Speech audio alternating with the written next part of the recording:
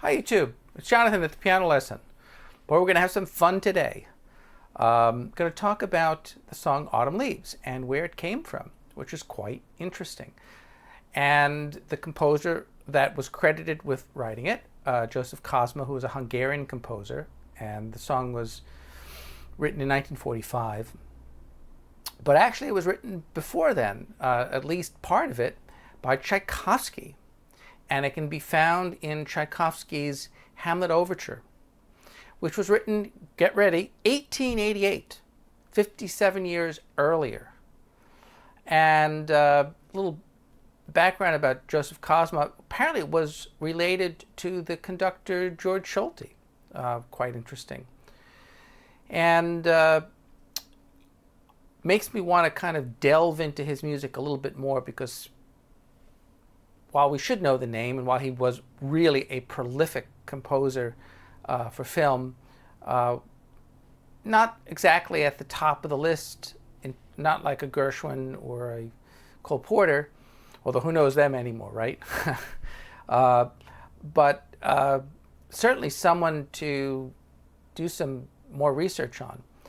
And also, just in terms of music theory, it's a great lesson to understand the melodic minor scale, which most of us don't really kind of understand or recognize in music.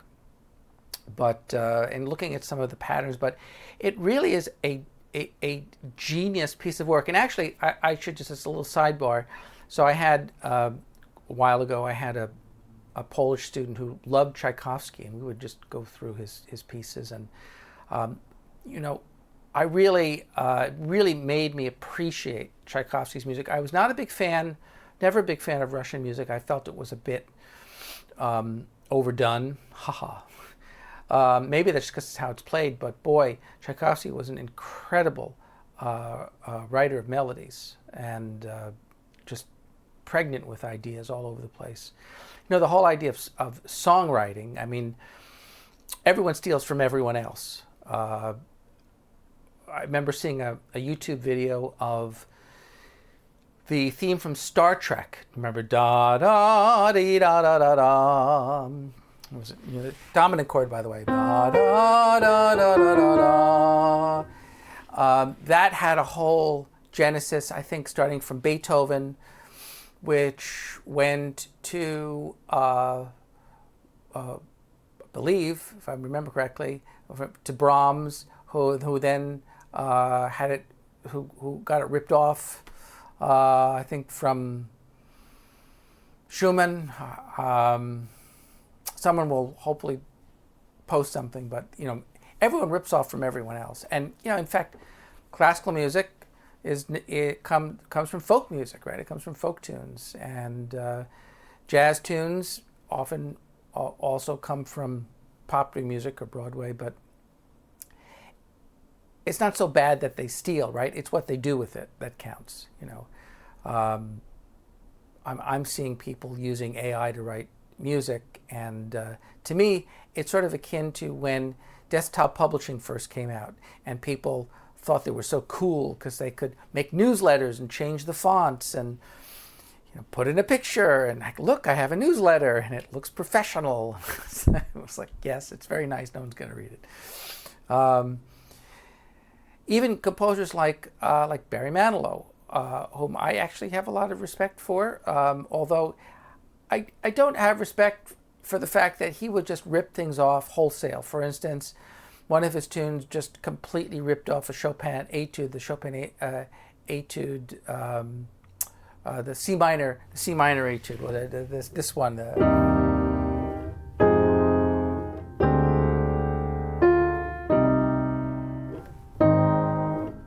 Remember that one?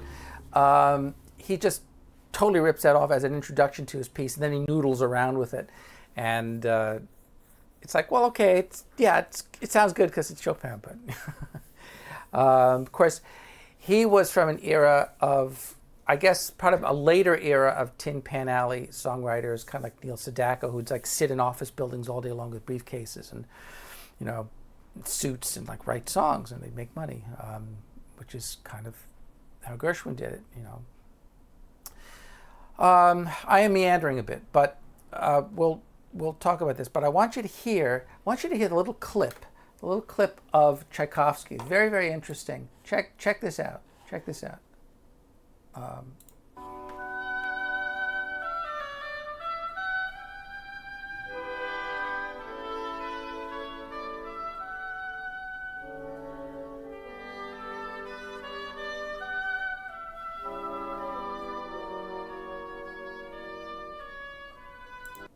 Now, that's Autumn Leaves. For those of you who don't know Autumn Leaves, the difference is in a different key. It's in B minor. It's actually in B minor. Autumn Leaves is typically not played in B minor. It's typically played in E minor, which is fine. And it's one of those tunes that I must admit I never really liked, and maybe I never liked it that much. Although I loved when Bill Evans played it, or it was in the hands of someone who was really great. Because Bill Evans wanted to be a concert pianist too. All these great jazz players. I mean, they were steeped in music, and in particular in classical music. Oscar Peterson was a classical pianist. That's why he sounded so great. That's why he sounded so fantastic. He knew how to play the piano well. But let's see.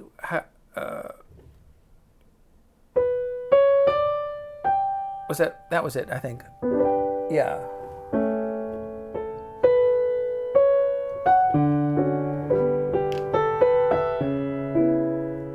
Listen now. That's what kind of makes it special. That's in B minor, okay? Now, each time I do that, that chord, by the way, it almost looks like a G minor triad. I'll kind of show you what that's like. I'll show you what that's like. So that chord, that's B, D, G, okay, and there's that C sharp in the middle there, and that's part of an E minor chord. That's the fifth of the chord, right? That's the fifth, and that's the seventh, and that's the third, and that would be, although it's a passing tone, it's really you could consider it a ninth. Let's a ninth? No. If you think it's part of the, well, we'll have some reservations. It's not a ninth, but we'll have some reservations on that. But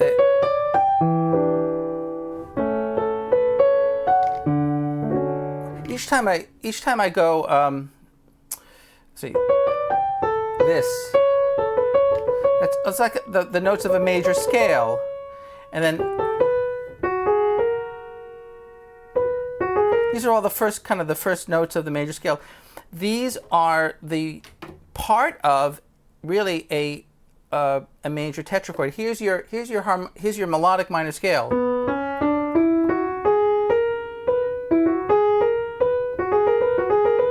That's your major tetrachord.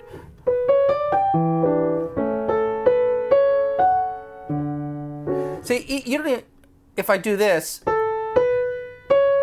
instead of doing this, you hear that in the root, right?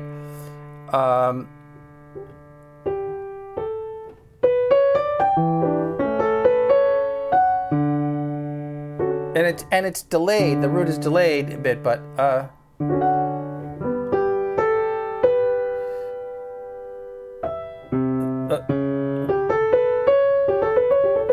that's a tetrachord, but it's not a major tetrachord.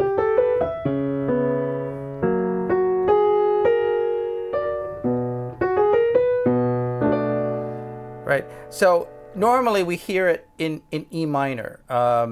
Let's see. Try to remember. What was it?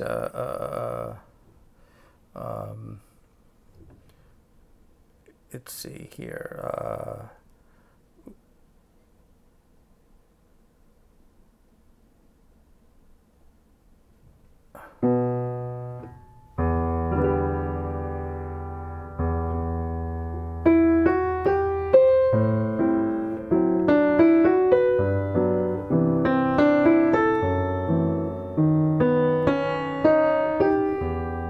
There's your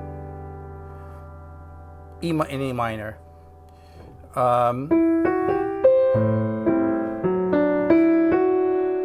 See, he doesn't do that. It's in the bass.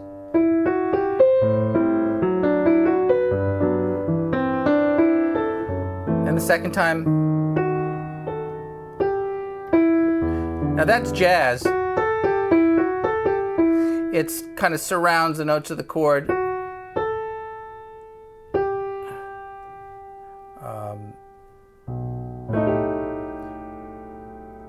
Right, that's augmented. B major, B7, and that's the augmented. Resolves. And then the bridge.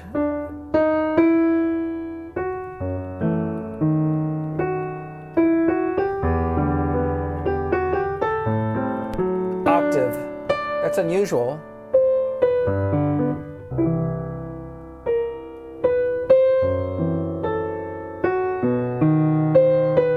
This is interesting.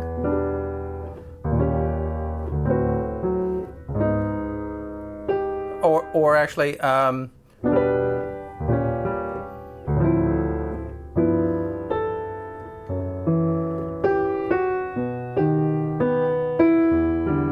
that little transition there, people do that different ways. There's different ways to do it.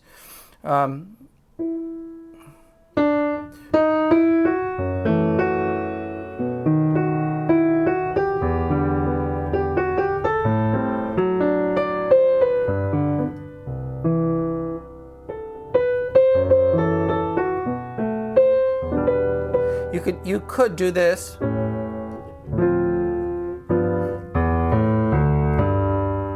Right, or you could go chromatic. It's possible, either one.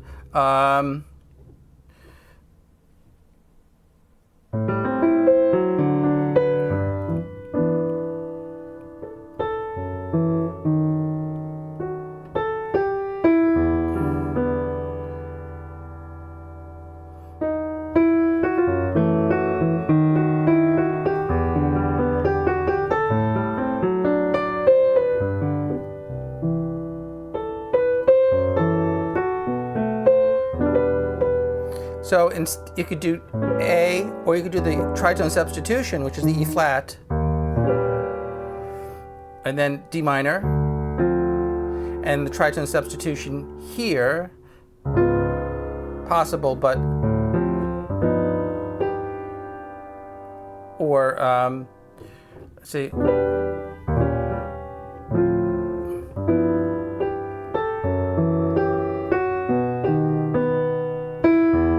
But that's the melodic minor, okay? So the melodic minor,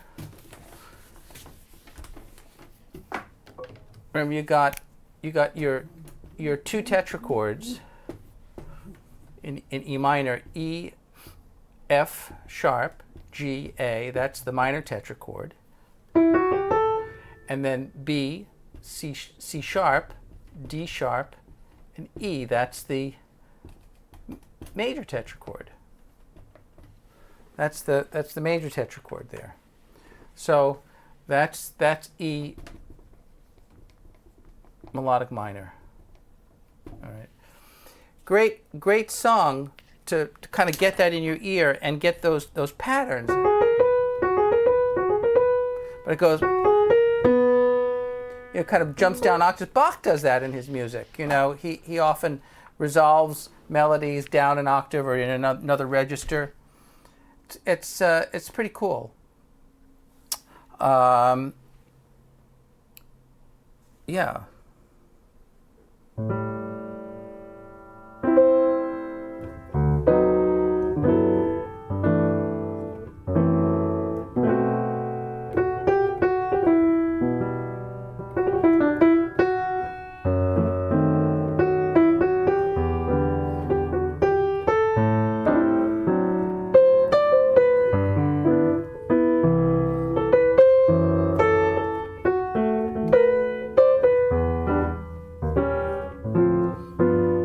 That's the right chord, G7. Now listen to the if we simplify the melody can really be simplified.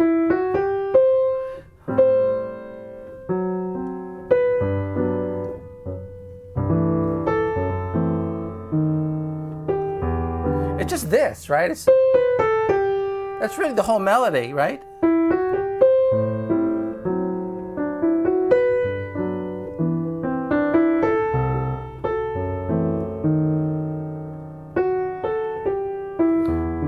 But it's this simplification.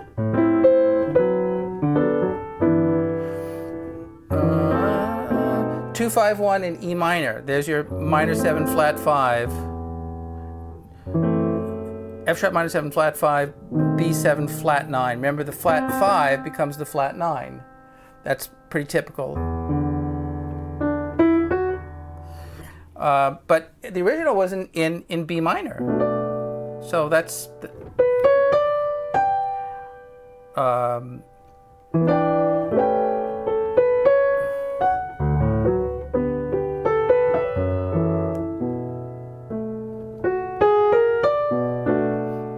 nice. Sounds nice in B minor. Up a fifth or down a fourth.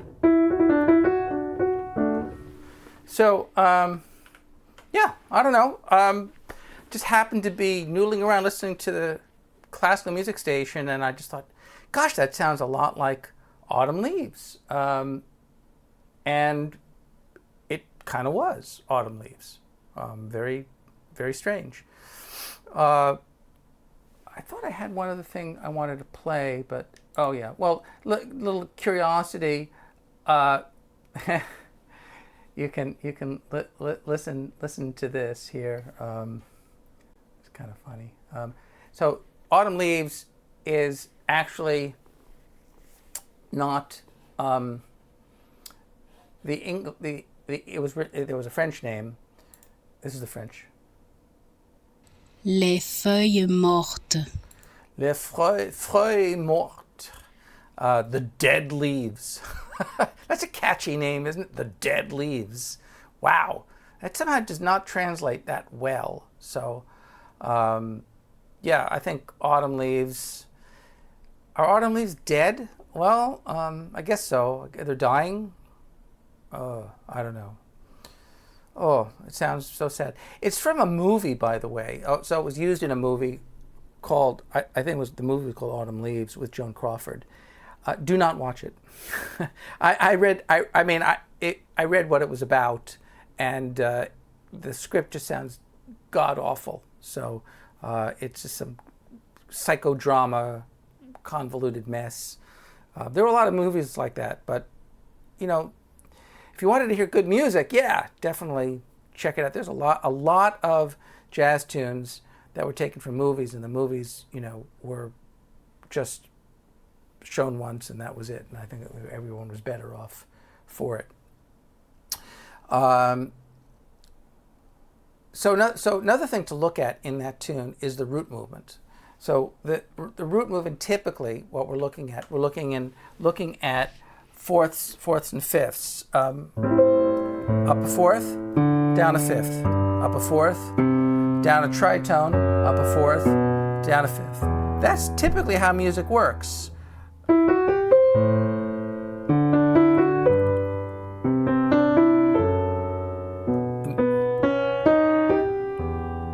And there's our... That's why you learn melodic minor scales. So here's the root movement. This is how you learn tunes, okay? You know, you kind of look at it structurally, right? So it's not just a bunch of notes. So you have B, right? What did I say? B? No, A. Pardon me. Yeah. A, up a fourth to D, down a fifth to G, up a fourth to C, down a augmented fourth or tritone to F sharp, up to B, up a fourth, and down a fifth to E. I want you to also notice the notation. Space, line, line, space, space, line, line. So the similar relationships, right? This right over there and right over there, okay? And actually right over here, depending on how I notate it, but right over there. This is a fifth, line, line. This is a fifth, right? Line, line. This is a fourth, space, line. This is a fourth, space, pardon me. That's a little wonky. That actually looks like a fifth, but I actually hear it more like a fourth because I just do. This is your fourth. That's what I meant.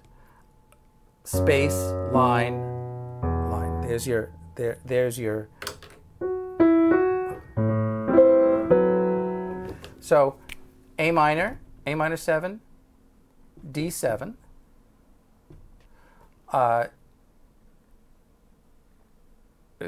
going to write a little bit smaller there. A minor 7, D7, G major 7, C major 7, F sharp minor 7 flat 5, B7, B7, and then E minor. So here you have your 2-5. You got your 2-5-1 right there, and then this is 4 in the key of G.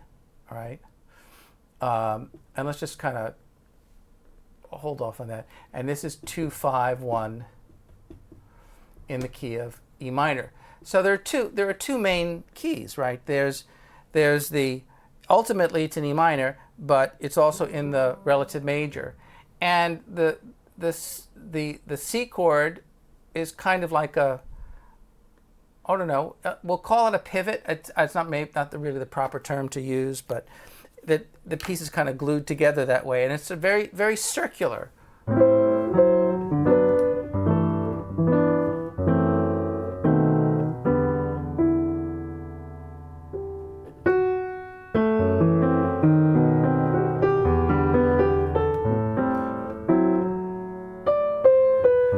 So the bridge kind of stays in the key of E minor for a while, and then it goes back up to G. That's very interesting. The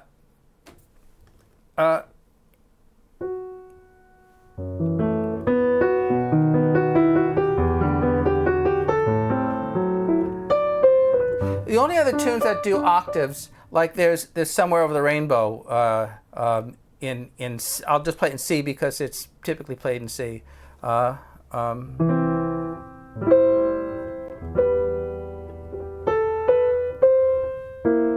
Right. So if we did it in D,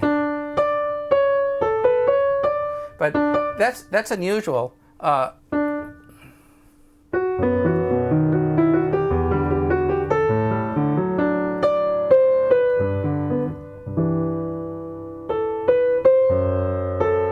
Outlining the chord.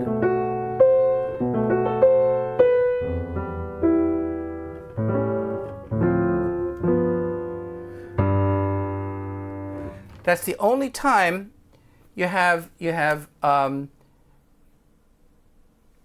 G kind of.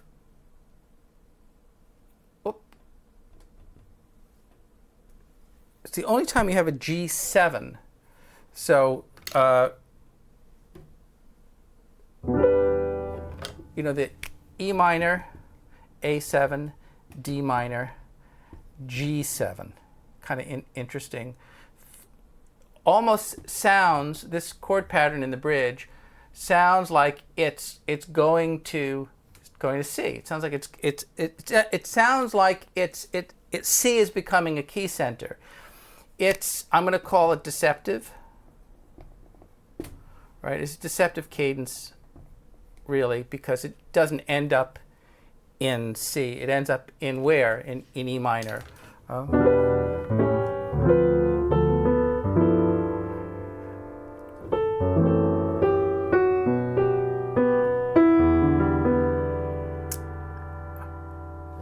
Really, really clever tune. So there's basically like 3 keys that we need to think about, right? What are 3 keys? You get E minor, that's the home key, okay? And then the relative major, G. And then also, depending on how you think of it, if you're thinking of it in G, well, C would be the subdominant, the 4. In E minor, I mean, you really don't have a C in the key of E minor. It just, you know, I